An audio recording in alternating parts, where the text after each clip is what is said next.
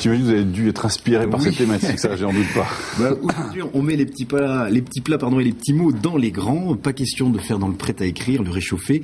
Pas de lourds calembours, de figures qui manqueraient de style. Non, c'est du précieux, du subtil, de l'œuvre d'art, du fin, du léger. On parle gastronomie, cuisine raffinée, cuisine étoilée, certifiée. Pas de fast-food ou autre McDonald's. J'aime à chanter sur ce plateau malbouffe, s'en va, tanguère, bœuf, mirontaine. Alors aujourd'hui, hissons le drapeau, sortons les légions bonheur du cuisinier. J'ai nommé la cuisinerie certifiée les 2 étoiles qui brillent dans le firmament de la chaboterie.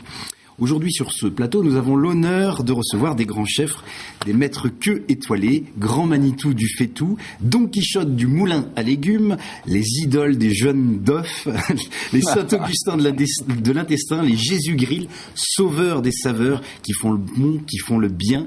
Autant en emporte le ventre, ils réconcilient les œufs brouillés, ils retapent les pâtes brisées, ils sont magiciens, artistes aux talents multiples. Rien d'étonnant. D'ailleurs, depuis ses débuts, les astres sourient à Monsieur Drapeau, diplômé du manoir de la Comète. Ça ne s'invente pas, il ne pouvait que décrocher les étoiles.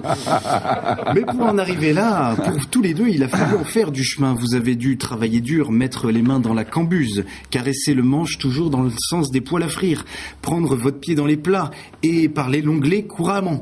Mener un rythme effréné, ne pas y aller par le dos de la cuillère, bouchon, bulot, tourteau pour escalader les plateaux, toucher les étoiles de mer et à grands coups de batterie de cuisine, suivre le rythme et devenir danseur, étoile cirée et faire partie du gratin. Avec vous, c'est du grand art.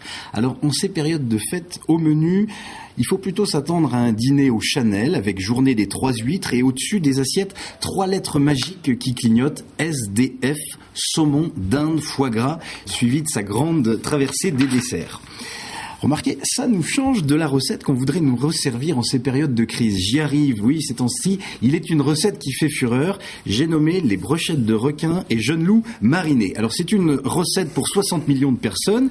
Préparation, plusieurs quinquennats. Alors, comment il faut faire? Vous prenez des notes. Pour cela, il faut 2 ou 3 requins, 2 ou 3 jeunes loups bardés d'ambition, de référence, des kilos de courbettes, une déconfiture de crise, des grosses et grasses huiles, des kilos de bonnes poires et de l'andouille. Alors, vous mélangez dans un ras de bol les jeunes loups et les requins, vous laissez mariner dans l'huile pendant 15 ans, et puis vous faites revenir les courbettes, vous gardez les bonnes poires, vous les épluchez, mais faites pas de quartier, mélangez avec les andouilles et servez glacé. Ça, c'est la recette qui fait fureur. Mais moi, je dis, il n'y a pas photo. Je vais faire votre cuisine, celle qui voue un culte aux saintes huiles essentielles, à tous les saints culinaires, Saint-Marcelin, Saint-Nectaire, Saint-Émilion et Notre-Dame du Bain-Marie. Ainsi soit-il, et bon appétit. Merci beaucoup, Jérôme. Bravo, très inspiré.